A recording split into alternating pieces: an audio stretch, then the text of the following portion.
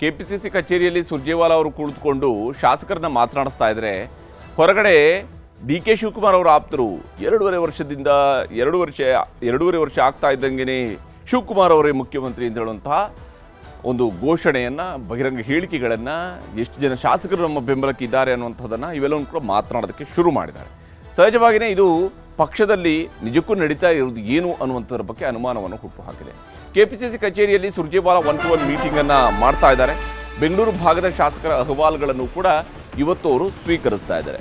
ನಿನ್ನೆ ಕೋಲಾರ, ಚಿಕ್ಕಬಳ್ಳಾಪುರ ಭಾಗದ ಶಾಸಕರನ್ನು ಕರೆಸಿ ಮಾತನಾಡ್ತಾ ಇದ್ರು. ಇವತ್ತು ಬೆಂಗಳೂರು ಭಾಗದ ಶಾಸಕರನ್ನು ಕರೆಸಿದ್ದಾರೆ. ಅವರ ಅಹವಾಲು ಸ್ವೀಕರಿಸ್ತಾ ಇದ್ದಾರೆ.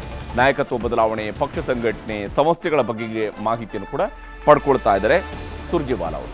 ಕೆಪಿಸಿಸಿ ಕಚೇರಿಯಲ್ಲಿ ಸುರ್ಜೇವಾಲಾ ಅವರು ನಡೆಸ್ತಾ ಇರುವಂತಹ ಸಭೆಗಳಿವು. 1-to-1 ಮೀಟಿಂಗನ್ನು ಮಾಡ್ತಾ ಇದ್ದಾರೆ. ಅವರ ಅಹವಾಲುಗಳನ್ನು ಕೇಳ್ತಾ ಇದ್ದಾರೆ. ಶಾಸಕರು ತಮ್ಮ ಅಭಿಪ್ರಾಯಗಳನ್ನು ಹೇಳ್ತಾ ಇದ್ದಾರೆ. ಕ್ಷೇತ್ರದ ಅಭಿವೃದ್ಧಿ ಕೆಲಸದಿಂದ ಹಿಡಿದು ಮಂತ್ರಿಗಳ ಕೆಲಸದವರೆಗೆ ನಾಯಕತ್ವ ಬದಲಾವಣೆ, ಪಕ್ಷ ಸಂಘಟನೆ, ಸಮಸ್ಯೆಗಳ ಬಗ್ಗೆಯೂ ಕೂಡ ಮಾಹಿತಿಯನ್ನು ಪಡ್ಕೊಳ್ತಿದ್ದಾರೆ ಅನ್ನುವಂತಹ ಮಾಹಿತಿ ಇದೆ.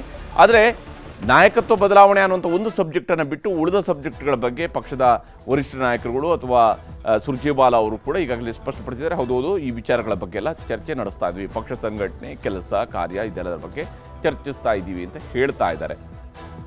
ಸದ್ಯಕ್ಕೆ ನಡೀತಾ ಇರುವಂತಹ ಬೆಳವಣಿಗೆ ನೋಡ್ತಾ ಇದ್ರೆ ಶಿವಕುಮಾರ್ ಅವರ ಪರವಾಗಿ ಬ್ಯಾಟಿಂಗ್ ಬಹಳ ಜೋರಾಗಿದೆ. ತಮ್ಮ ಅಭಿಪ್ರಾಯವನ್ನು ವ್ಯಕ್ತಪಡಿಸೋದಕ್ಕೆ ಸಿಗುವ ಪ್ರತಿ ವೇದಿಕೆಯನ್ನು ಕೂಡ ಬಳಕೆ ಮಾಡಿಕೊಳ್ಳುವುದರ ಕಡೆಗೆ ಈಗ ಶಿವಕುಮಾರ್ ಅವರ ಆಪ್ತ ವಲಯ ಹೊರಟು ನಿಂತಂತೆ ಕಾಣ್ತಾ ಇದೆ. ಅನುದಾನ, ಅಭಿವೃದ್ಧಿ, ಸಮಸ್ಯೆಗಳನ್ನು ಹೇಳಿಕೊಳ್ಳೋದಕ್ಕೆ ಸುರ್ಜೇವಾಲಾ ಅವರು ಸಭೆಯನ್ನು ಕರೆದಿದ್ದಾರೆ. 1-to-1 ಮೀಟಿಂಗ್ ಮಾಡ್ತಾ ಇದ್ದಾರೆ. ಸೊ ನೇರವಾಗಿ ಅವರ ಅಭಿಪ್ರಾಯಗಳನ್ನು ತಿಳ್ಕೊಳ್ಳುವ ಪ್ರಯತ್ನವನ್ನು ಮಾಡ್ತಾ ಇದ್ದಾರೆ. ಅನುದಾನ, ಅಭಿವೃದ್ಧಿ, ಸಮಸ್ಯೆಗಳ ವಿಚಾರಗಳಲ್ಲಿ ಗ್ಯಾರಂಟಿಗಳ ಪರಿಣಾಮ, ನಾಯಕತ್ವದ ಗೊಂದಲದ ಬಗ್ಗೆಯೂ ಕೂಡ ದೂರುಗಳು ಸುರ್ಜೇವಾಲಾ ಅವರಿಗೂ ಕೂಡ ಬಂದು ತಲುಪ್ತಾ ಇದ್ದಾವೆ. ಗ್ಯಾರಂಟಿಗಳ ಬಗ್ಗೆಗಿನ ಅಸಮಾಧಾನವಿದೆ ಅಥವಾ ಗೊಂದಲಗಳ ಬಗ್ಗೆಯೂ ಕೂಡ ಅಸಮಾಧಾನ ಇದೆ. ಹಾಗೆಯೇ ನಾಯಕತ್ವದ ವಿಚಾರದಲ್ಲಿರ್ತಕ್ಕಂತಹ ದೂರುಗಳು ಕೂಡ ಬರ್ತಾ ಇದ್ದಾವೆ. ಶಿವಕುಮಾರ್ ಅವರು ಸಿಎಂ ಆಗಲೇಬೇಕು ಅಂತ ಕೆಲ ಶಾಸಕರು ತಮ್ಮ ವಾದವನ್ನು ಮುಂದಿಡ್ತಿದ್ದಾರೆ. ಶಿವಕುಮಾರ್ ಅವರು ಕರ್ನಾಟಕದ ಮುಖ್ಯಮಂತ್ರಿ ಆಗಲೇಬೇಕು, ಅದು ಮುಂದಿನ ಬಾರಿ ಅಲ್ಲ, ಈ ಬಾರಿನೇ ಆಗಬೇಕು. 28ರ ನಂತರ ಚುನಾವಣೆಯಲ್ಲಿ ಕಾಂಗ್ರೆಸ್ ಗೆದ್ರೆ ಅನ್ನುವಂಥ ಪ್ರಶ್ನೆ ಅಲ್ಲ, 23ರಲ್ಲಿ ಗೆದ್ದಿದೆಯಲ್ಲ, ಇದೇ ಅವಧಿಯಲ್ಲಿನೇ ಆಗಬೇಕು. ಸುರ್ಜೇವಾಲಾ ಮುಂದೆ ಸಿಎಂ ಸ್ಥಾನದ ಬಗ್ಗೆ ಪ್ರಸ್ತಾಪ ಮಾಡ್ತಾ ಇದ್ದಾರೆ ಶಿವಕುಮಾರ್ ಅವರ ಆಪ್ತರು. ಅವರ ಆಪ್ತ ಶಾಸಕರುಗಳು ಇಂತಹ ಪ್ರಸ್ತಾವನೆಯನ್ನು ಮಾಡ್ತಾ ಇದ್ದಾರೆ. ಡಿ ಕೆ ಶಿ ಪರವಾಗಿ ಎನ್.ಎ. ಹ್ಯಾರಿಸ್, ಇಕ್ಬಾಲ್ ಹುಸೇನ್, ಎಸ್.ಸಿ.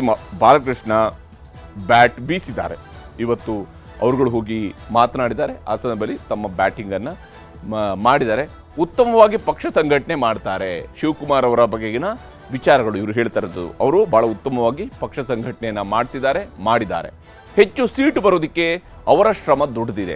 ರಾಜ್ಯದಲ್ಲಿ ಕಾಂಗ್ರೆಸ್ ಅಧಿಕಾರಕ್ಕೆ ಬರೋದಕ್ಕೆ ಅವರ ಶ್ರಮ ದೊಡ್ಡದಿದೆ. ಅವರ ನಾಯಕತ್ವ ಬಹಳ ಮುಖ್ಯ ಇದೆ. ಅವಕಾಶ ಕೊಟ್ಟರೆ ಪಕ್ಷ ಮತ್ತೆ ಅಧಿಕಾರದ ಗದ್ದುಗೆಗೆ ಬರುತ್ತೆ.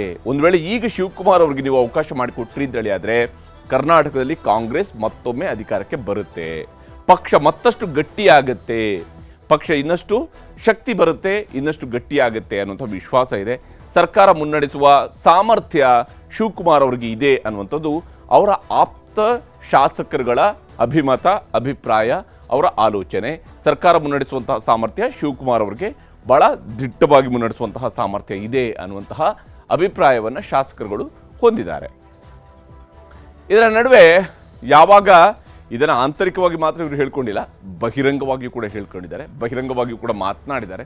ಈ ಕಾರಣಕ್ಕಾಗಿ ಶಿವಕುಮಾರ್ ಅವರು ವಾರ್ನಿಂಗ್ ಕೊಟ್ಟಿದ್ದಾರೆ. ಪಕ್ಷಕ್ಕೆ ಡ್ಯಾಮೇಜ್ ಮಾಡಿದವರಿಗೆ ಡಿ ಕೆ ವಾರ್ನಿಂಗನ್ನು ಕೊಟ್ಟಿದ್ದಾರೆ. ನಿಮ್ಮ ಹೇಳಿಕೆಗಳು ಪಕ್ಷಕ್ಕೆ ಹೊಡೆತವನ್ನು ಕೊಡ್ತಿದೆ ಅನ್ನುವಂಥದ್ದು ಶಿವಕುಮಾರ್ ಅವರ ಅಭಿಪ್ರಾಯ. ಯಾಕಂದರೆ ಅವ್ರಿಗೆ ಮುಖ್ಯಮಂತ್ರಿ ಆಗುವಂತಹ ಬಯಕೆ ಇರಬಹುದು, ಆದರೆ ಅವರು ಮುಖ್ಯಮಂತ್ರಿ ಆಗಬೇಕು ಅನ್ನೋಂಥದ್ದನ್ನು ಬಹಿರಂಗವಾಗಿ ಹೇಳ್ತಾ ಹೋದರೆ ಅದು ಹೊಡೆತ ಕೊಡುವಂಥದ್ದು ಕಾಂಗ್ರೆಸ್ಗೆ. ಯಾಕೆಂದರೆ ಅವರು ಮುಖ್ಯಮಂತ್ರಿ ಆಗುವಂತಹ ಬರದಲ್ಲಿ ತನ್ನ ಈಗಿನ ಜವಾಬ್ದಾರಿ ಇದೆಯಲ್ಲ, ಕೆಪಿಸಿಸಿ ಅಧ್ಯಕ್ಷರ ಜವಾಬ್ದಾರಿ ಇದೆಯಲ್ಲ, ಅದನ್ನು ಅವರು ಮರೆಯುವಂತಿಲ್ಲ. ಆ ವಿಚಾರವನ್ನು ಕೂಡ ಶಿವಕುಮಾರ್ ಅವರು ನೋಡಲೇಬೇಕಾಗತ್ತೆ. ಬಿ.ಆರ್. ಪಾಟೀಲ್, ಇಕ್ಬಾಲ್ ಹುಸೇನ್ ಹಾಗೆಯೇ ಬಾಲಕೃಷ್ಣಗೆ ಅವರು ವಾರ್ನಿಂಗನ್ನು ಕೊಟ್ಟಿದ್ದಾರೆ, ಅವ್ರನ್ನ ವಾರ್ನ್ ಮಾಡಿದ್ದಾರೆ. ಯಾಕಂದರೆ ಯಾರೂ ಪಕ್ಷದ ಚೌಕಟ್ಟು ಮೀರಿ ಮಾತನಾಡಬಾರದು, ಯಾರೊಬ್ಬರು ಕೂಡ ಪಕ್ಷದ ಚೌಕಟ್ಟು ಮೀರಿ ಮಾತನಾಡಬಾರ್ದು. ಹಾಗೆಯೇ ಯಾವ ನಾಯಕತ್ವ ಬದಲಾವಣೆಯೂ ಕೂಡ ಈಗ ಇಲ್ಲ ಅನ್ನುವ ಮಾತನ್ನು ಶಿವಕುಮಾರ್ ಅವರು ಹೇಳಿದ್ದಾರೆ. ಯಾವ ನಾಯಕತ್ವ ಬದಲಾವಣೆ ಕೂಡ ಈಗ ಇಲ್ಲ, ಸಿಎಂ ಸಿದ್ದರಾಮಯ್ಯನವರ ಕೈಯನ್ನು ಬಲಪಡಿಸ್ತೀವಿ ನಾವು ಅನ್ನುವಂಥ ಅಂಶವನ್ನು ಶಿವಕುಮಾರ್ ಅವರು ಹೇಳ್ತಾ ಇದ್ದಾರೆ. ಮತ್ತು ಇಕ್ಬಾಲ್ ಹುಸೇನ್ ಸೇರಿ ಮಾತನಾಡೋರಿಗೆ ನೋಟಿಸ್ ಕೊಡ್ತೀನಿ ಅನ್ನುವಂತಹ ಮಾತನ್ನು ಕೂಡ ಶಿವಕುಮಾರ್ ಅವರು ಹೇಳಿದ್ದಾರೆ. ಈ ಮೂಲಕವಾಗಿ ತನ್ನನ್ನೇ ಮುಖ್ಯಮಂತ್ರಿ ಮಾಡಬೇಕು ಅನ್ನೋಂತಹ ರೀತಿಯಲ್ಲಿ ಇವರು ಮಾತನಾಡಿದರೂ ಕೂಡ ಅದು ಹೊಡೆತ ಕೊಡುವುದು ಅಂತಿಮವಾಗಿ ಕಾಂಗ್ರೆಸ್ಸಿಗೆ, ಮತ್ತು ಅದು ಅವಕಾಶ ಮಾಡಿಕೊಡುವಂಥದ್ದು ತನ್ನ ಎದುರಾಳಿಗಳಿಗೆ, ಪ್ರತಿಪಕ್ಷಗಳಿಗೆ ಅವಕಾಶವನ್ನು ಮಾಡಿಕೊಡುತ್ತೆ. ಬಹಿರಂಗ ಹೇಳಿಕೆ ಕೊಡ್ತಾ ಇರುವಂತಹ ಶಾಸಕರಿಗೆ ಶಿವಕುಮಾರ್ ಅವರು ಎಚ್ಚರಿಕೆಯ ಸಂದೇಶವನ್ನು ರವಾನೆ ಮಾಡಿದ್ದಾರೆ. ಯಾವುದೇ ಕಾರಣಕ್ಕಾಗಿ ಕೂಡ ಇಂತಹ ಹೇಳಿಕೆಗಳನ್ನು ಕೊಡಬಾರ್ದು. ಅದು ನನ್ನ ಪರವಾಗಿ ಆಗಲಿ, ಮುಖ್ಯಮಂತ್ರಿ ಪರವಾಗಿ ಆಗಲಿ, ಯಾರ ಬಗ್ಗೆ ಕೂಡ ಬಹಿರಂಗ ಹೇಳಿಕೆ ಸಲ್ಲದು ಅನ್ನುವಂತಹ ಮಾತನ್ನು ಶಿವಕುಮಾರ್ ಅವರು ಹೇಳಿದ್ದಾರೆ. ಈ ವಿಚಾರದಲ್ಲಿ ಕಾಂಗ್ರೆಸ್ನ ನಾಯಕರುಗಳು ಏನೇನು ಮಾತನಾಡ್ತಿದ್ದಾರೆ ಅನ್ನೋದು ನಿಮಗೆ ತೋರಿಸ್ತೀನಿ. ಡಿ ಕೆ ಶಿವಕುಮಾರ್ ಅವ್ರಿಗೆ ಒಂದು ಅವಕಾಶ ನೀವು ಮಾಡಿಕೊಡ್ಬೇಕು. ಪಕ್ಷ ಸಂಘಟನೆ ಮಾಡಿದ್ದಾರೆ, ಪಕ್ಷಕ್ಕೆ ಸಾಕಷ್ಟು ರೀತಿಯಲ್ಲಿ ಹೋರಾಟ ಮಾಡಿ ಇವತ್ತಿನ ಪರಿಸ್ಥಿತಿಗೆ ಇದು ತಲುಪಿಸಿದ್ದಾರೆ. ಇದನ್ನೆಲ್ಲ ಕೂಡ ಶಾಸಕರು ಬೆಂಬಲವನ್ನು ಕೊಡ್ತಾರೆ, ಸರ್ಕಾರ ಬಿದ್ದು ಹೈಕಮಾಂಡ್ ತೀರ್ಮಾನವನ್ನು ತಗೊಳ್ತಾರೆ. ಡಿ ಕೆ ಶಿವಕುಮಾರ್ ಅವರು ಒಂದು ಸಲ ಈ ಸಂದರ್ಭದಲ್ಲಿ ಇನ್ನೆರಡೂವರೆ ವರ್ಷ ಅವರು CM ಆಗಬೇಕನ್ನೋದೇ ನಮ್ಮ ಅಭಿಲಾಷೆ, ನಮ್ಮ ಆಸೆ.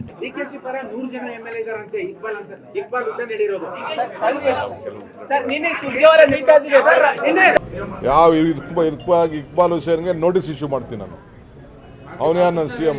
ನನಗೆ ಯಾರು CM ಆಗ್ತೀನಿ ಅಂತ ನಂಗೆ ಹೇಳೋದು ಅವಶ್ಯಕತೆ ಇಲ್ಲ.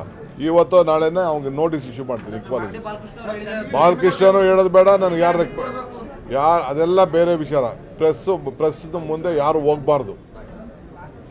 ನಾನು ಹೇಳ್ತಾ ಇದ್ದೀನಿ, ನೋ ಪ್ರೆಸ್. ಇಕ್ಬಾಲ್ ಹುಸೇನ್ಗೂ ಹೇಳೋದಷ್ಟೇ, BC ಪಾಟೀಲ್ಗೂ ಹೇಳೋದಷ್ಟೇ, ಯಾರು BR ಪಾಟೀಲ್ಗೂ ಹೇಳೋದಷ್ಟೇ, ಬಾಲಕೃಷ್ಣ ಹೇಳೋದಷ್ಟೇ, ಯಾರು ನನಗೆ ಬೇಡ, ಅವಶ್ಯಕತೆ ಇಲ್ಲ. ಹೀಗೆ ತಮ್ಮ ಶಾಸಕರುಗಳಿಗೆ ಹೇಳಿದ್ದಾರೆ, ಯಾರೂ ಕೂಡ ಯಾವುದೇ ಕಾರಣಕ್ಕೂ ಬಹಿರಂಗವಾಗಿ ಹೇಳಿಕೆ ಕೊಡಬಾರ್ದು, ಯಾರು ಮುಂದೆ ಪ್ರೆಸ್ ಮುಂದೆ ಹೋಗಬಾರ್ದು, ಮಾಧ್ಯಮದ ಮುಂದೆ ಮಾತಾಡಬಾರ್ದು ಅನ್ನುವಂಥ ಫರ್ಮಾನನ್ನು ಹೊರಡಿಸಿದ್ದಾರೆ.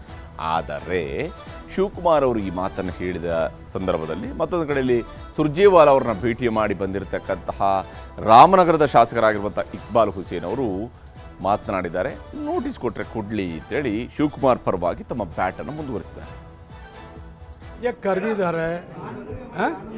ಎಲ್ಲ ಶಾಸಕರಿಗೆ ಯಾವ ರೀತಿ ಅವಕಾಶ ಮಾಡಿಕೊಟ್ಟಿದ್ದಾರೋ ಅದೇ ರೀತಿ ನನಗೂ ಅವಕಾಶ ಮಾಡಿಕೊಟ್ಟಿದ್ದಾರೆ. ನನ್ನೆಲ್ಲರೂ ಅಭಿಪ್ರಾಯಗಳನ್ನು ತಿಳಿಸ್ತೀನಿ, ಆಮೇಲೆ ನಿಮಗೆಲ್ಲ ಮಾತಾಡ್ತೀನಿ. ನಾಯಕತ್ವ ಬದಲಾವಣೆ ಬಗ್ಗೆ ಕೂಡ ಹೇಳ್ತೀರಾ ಸರ್? ಅದನ್ನು ಮಾತಾಡ್ತೀನಿ. ನಾನು ಏನು ಮಾತಾಡ್ತೀನಿ ಈಗಾಗಲೇ ಅದ್ರ ಪ್ರಕಾರ ಅಲ್ಲಿಗೂ ಮಾತಾಡ್ತೀನಿ ಮತ್ತು ನಿಮಗೂ ಮಾತಾಡ್ತೀನಿ. ನೀವು ಬೆಳಿಗ್ಗೆ ನೀವು ಮಾತನಾಡಿದ ವಿಚಾರಕ್ಕೆ ಇಲ್ಲ, ಪವರ್ ಶೇರಿಂಗ್ ಬಗ್ಗೆ ನಾನು ಬಹಿರಂಗವಾಗಿ ಮಾತಾಡಿದ್ದೀನಿ, ಅದು ಒಪ್ಕೊಂತೀನಿ. ನಾನೇನು ಹೇಳಿದ್ದೀನಿ, ಡಿ ಕೆ ಶಿವಕುಮಾರ್ ಅವರು ಪಕ್ಷದ ಈ ಕಾಂಗ್ರೆಸ್ ಪಕ್ಷ ಅಧಿಕಾರಕ್ಕೆ ಬರೋಕ್ಕೆ ಅವ್ರದ್ದು ಕೂಡ ಪ್ರಯತ್ನ ಇದೆ, ಅವ್ರಿಗೊಂದು ಅವಕಾಶ ಮಾಡಿಕೊಡಿ ಅಂತ ಕೇಳಿದ್ದೀನಿ. ನಾಳೆನೇ ಮಾಡಿಕೊಟ್ಬಿಡಿ, ಚೇಂಜ್ ಮಾಡಿಬಿಡಿ ಸಿದ್ದರಾಮಯ್ಯನ ಅಂತ ನಾನು ಹೇಳಿಲ್ಲ. ಅವ್ರಿಗೂ ಒಂದು ಅವಕಾಶ ಮಾಡಿಕೊಡ್ಬೇಕು ಕಾಂಗ್ರೆಸ್ ಪಕ್ಷ ಅಂತೇಳಿ ಕೇಳಿದ್ದೀನಿ.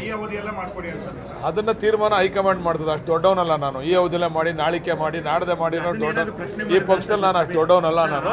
ಅದನ್ನು ಹೈಕಮಾಂಡ್ ತೀರ್ಮಾನ ಮಾಡ್ತದೆ, ಯಾವಾಗ ಮಾಡಬೇಕು, ಯಾವ ಸೂಕ್ತ ಸಂದರ್ಭ ಅಂತೇಳಿ ಹೈಕಮಾಂಡ್ ತೀರ್ಮಾನ ಮಾಡ್ತದೆ. ಇಲ್ಲ, ಅದ್ರ ಬಗ್ಗೆ ನೋ ಪೊಲಿಟಿಕಲ್ ಡಿಸ್ಕಷನ್ ಅಂತ ಹೇಳಿದಲ್ಲ. ಪೊಲಿಟಿಕಲ್ ಹೀಗೆ ಒಬ್ಬೊಬ್ಬರು ಒಂದೊಂದು ದಾಟಿಯಲ್ಲಿ ಮಾತನಾಡ್ತಾ ಇದ್ದಾರೆ. ಇದರ ನಡುವೆ ಸುರ್ಜೇವಾಲಾ ಅವರು ಹೇಳ್ತಿದ್ದಾರೆ, ಬದಲಾವಣೆ ವಿಚಾರ ಬಗ್ಗೆ ಅಲ್ಲ, ಇದು ಸಂಘಟನೆಯ ಬಗ್ಗೆ ಅಂತ. ಇಲ್ಲಿ ನಡೆದಿರುವಂತಹ ಚರ್ಚೆಗಳೆಲ್ಲವೂ ಕೂಡ ಸಂಘಟನೆ ಅಷ್ಟೇ, ಬದಲಾವಣೆ ಬಗ್ಗೆ ಅಲ್ಲ. KPCC ಕಚೇರಿಯಲ್ಲಿ ಶಾಸಕರೊಂದಿಗೆ ನಡೀತಾ ಇರುವಂಥದ್ದು ಕೇವಲ ಸಂಘಟನಾ ಸಭೆ, ಸಂಘಟನೆಗೆ ಸಂಬಂಧಪಟ್ಟಂತಹ ಸಭೆ ಅನ್ನುವಂಥದ್ದು ಸುರ್ಜೇವಾಲಾ ಅವರ ನಿಲುವು. ಶಾಸಕರು, ಸಂಸದರು, ಮಾಜಿ ಸಂಸದರ ಅಹವಾಲುಗಳನ್ನು ಕೂಡ ನಾವು ಕೇಳ್ತೇವೆ. ಶಾಸಕರ 2 ವರ್ಷಗಳ ಕೆಲಸ ಕಾರ್ಯಗಳ ಬಗ್ಗೆಯೂ ಕೂಡ ಮಾಹಿತಿಯನ್ನು ಸಂಗ್ರಹಿಸ್ತಾ ಇದ್ದೀವಿ. ಅಂದರೆ ಏನೇನು ಕೆಲಸ ಮಾಡ್ತಿದ್ದಾರೆ ಅವರ ಕ್ಷೇತ್ರಗಳಲ್ಲಿ ಅಂತೇಳಿ. ಅಂತಿಮವಾಗಿ ಸರ್ಕಾರ ಇನ್ನೊಮ್ಮೆ ಬರಬೇಕು ಅಂತೇಳಿ ಆದರೆ ಈ ಶಾಸಕರು ಕರೆಕ್ಟಾಗಿ ಕೆಲಸ ಮಾಡಬೇಕು. ಇಲ್ಲದೆ ಹೋದರೆ ಇನ್ನೊಮ್ಮೆ ಸರ್ಕಾರ ಬರುವಂಥದ್ದನ್ನು ಕನಸನ್ನು ಬಿಡಬೇಕಾಗತ್ತೆ. ಈ ಕಾರಣಕ್ಕಾಗಿ ಶಾಸಕರ ರಿಪೋರ್ಟ್ ಕಾರ್ಡನ್ನು ಪಡ್ಕೊಂಡು ಮುಂದಿನ ತೀರ್ಮಾನವನ್ನು ಕೈಗೊಳ್ತೀವಿ. ಅಂದರೆ ಶಾಸಕರು ಹೇಗೆ ಕೆಲಸ ಮಾಡಬೇಕು, ಅವರ ಕಾರ್ಯವೈಖರಿ ಹೇಗಿರಬೇಕು, ಏನು ಕೆಲಸ ಆಗಿದೆ, ಏನು ಆಗಿಲ್ಲ, ಏನು ಕತೆ, ಸಮಸ್ಯೆ, ಬೇಡಿಕೆ, ಸಲಹೆ, ಗ್ಯಾರಂಟಿಗಳ ಮಾಹಿತಿಯನ್ನು ಸಂಗ್ರಹ ಮಾಡಲಾಗ್ತಾ ಇದೆ. ಇನ್ನು ಸರ್ಕಾರ, ಪಕ್ಷದ ಬಗ್ಗೆ ಯಾರೂ ಕೂಡ ಬಹಿರಂಗ ಹೇಳಿಕೆಯನ್ನು ಕೊಡುವಂತಿಲ್ಲ ಅನ್ನುವಂಥದ್ದು ಸುರ್ಜೇವಾಲಾ ಅವರ ನಿಲುವು. ಸುರ್ಜೇವಾಲಾ ಅವರು ಹಂಗೆ ಹೇಳ್ತಿರ್ತಾರೆ, ಈ ಕಡೆ ಇವರು ಮಾತನಾಡ್ತಾ ಇರ್ತಾರೆ, ಅದು ಬೇರೆ ವಿಚಾರ. ಯಾವ ಬದಲಾವಣೆಯೂ ಇಲ್ಲ, ಸಂಘಟನೆಗಷ್ಟೇ ಸಭೆ ಮೀಸಲು, ಯಾವುದೇ ರೀತಿಯಾದಂಥ ಬದಲಾವಣೆ ಇಲ್ಲ ಅಂತ ಹೇಳ್ಕೊಂಡು ಸುರ್ಜೇವಾಲಾ ಅವರು ಹೇಳ್ತಾ ಇದ್ದಾರೆ. ಸಂಘಟನೆಗಷ್ಟೇ ಸಭೆ ಮೀಸಲಾಗಿರುವಂಥದ್ದು.